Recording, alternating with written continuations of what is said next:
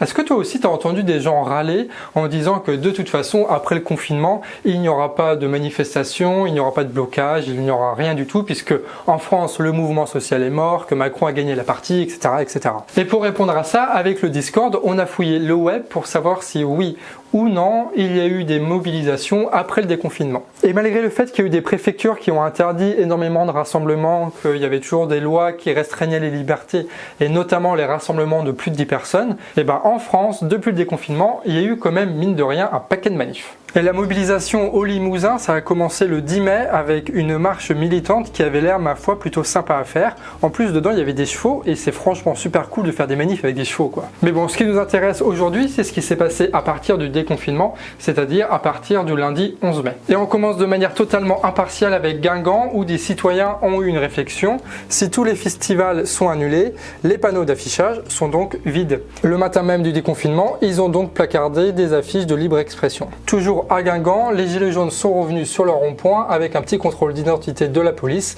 malgré le respect des distances de protection. Et la même chose à Lannion avec une dizaine de gilets jaunes sur leur rond-point historique. À La Roche-sur-Yvon, dans le Pays de la Loire, les gilets jaunes ont défilé avec la France Insoumise et Attaque pour dénoncer la gestion de la crise gouvernementale.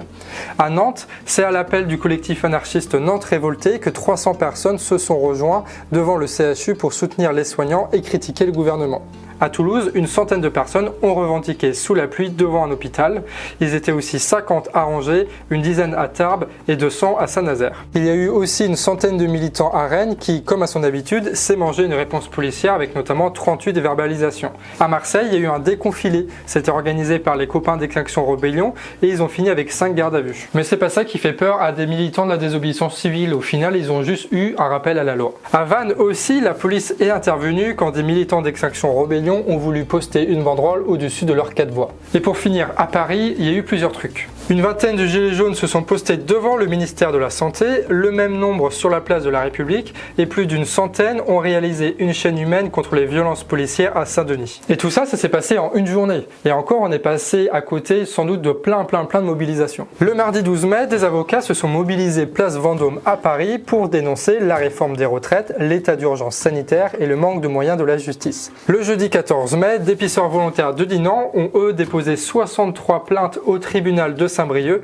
suite à des intoxications au glyphosate. Toujours le 14 mai, à Paris, des centaines de soignants ont défilé devant leurs hôpitaux pour demander une revalorisation des salaires et la réouverture de lits. Et pas à pas, on arrive jusqu'au 16 mai qui était le premier samedi depuis le déconfinement et qui a donné lieu forcément à pas mal de mobilisations et surtout des gilets jaunes. Et on commence avec Lyon qui ont manifesté à l'appel des gilets jaunes malgré l'interdiction de la préfecture. Ils étaient 50 à Toulouse où en même temps il y a eu une petite contre-mobilisation par des commerçants du coin.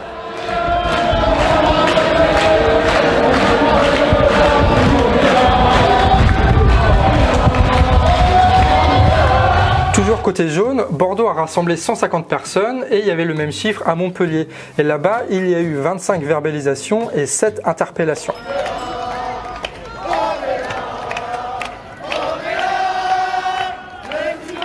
Il y a eu aussi une femme qui a été blessée. Les images ont été filmées par les copains de la Mule du Pape. Le lien est évidemment en description.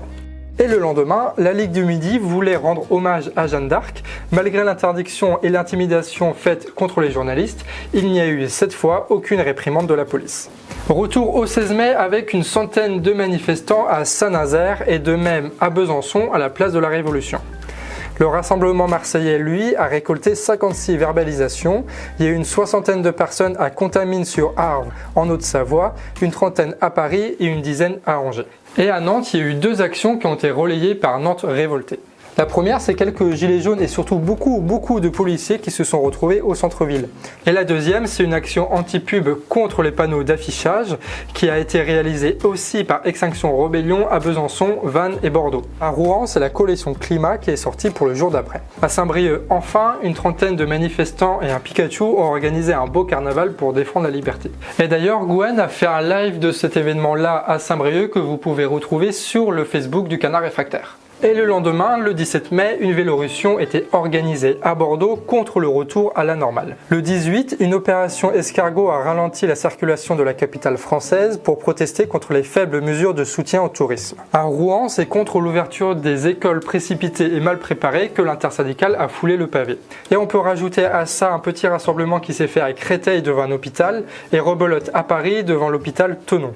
Mais évidemment, il n'y a pas que les Français qui se sont mobilisés, il y a eu tout un tas de gens au travers le monde et on va faire un rapide tour d'horizon. Plusieurs centaines de manifestants ont manifesté à Londres contre les lois liberticides, notamment la liberté d'expression.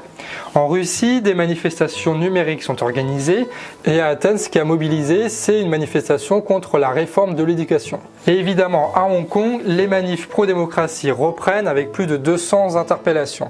Et en Allemagne, c'est une occupation de centrales à charbon qui continue.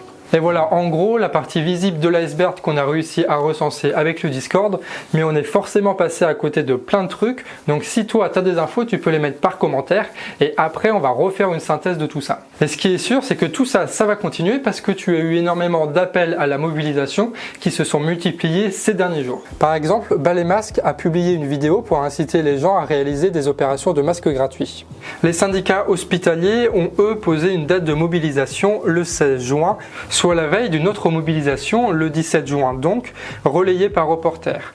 Un appel au blocage, aux manifestations et aux actions de désobéissance civile qui a été signé par de très nombreux collectifs écolos et altermondialistes. Bref, on le voit tous les jours, notamment sur la chaîne du Canard Réfractaire, la Macronie, elle place ses pions pour essayer de tendre vers une société encore plus autoritaire et encore plus libérale. Mais face à ça, tu as aussi une autre société, un autre idéal qui est en mouvement et qui ne se laisse pas faire. Après, à savoir qui va gagner, je sais pas quoi. Bien malin, je trouve, celui qui arrivera à prédire un avenir aussi incertain que le nôtre. Un avenir qu'on partage ensemble et qui ne sera pas le plus beau et le plus tranquille qui soit. Mais ce qui est sûr, c'est que dans nos manifs, dans nos désobéissances, dans notre vie militante, on va en réaliser des grandes actions.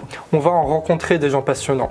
L'avenir ne sera peut-être pas brillant, mais bon Dieu qui sera intéressant et décisif. Alors, chers amis réfractaires, on se retrouve très vite pour de nouvelles vidéos, pour de nouvelles manifestations partout en France pour préparer pas à pas notre révolution. Et si ce genre de vidéo ça te plaît, il y en a plusieurs qui sortent par semaine sur la chaîne du Canard Réfractaire. Et si tu veux t'abonner, c'est en cliquant juste sur ce bouton. Et en attendant, restons informés, ne lâchons rien et surtout après le Covid-19, aucun retour à la normale.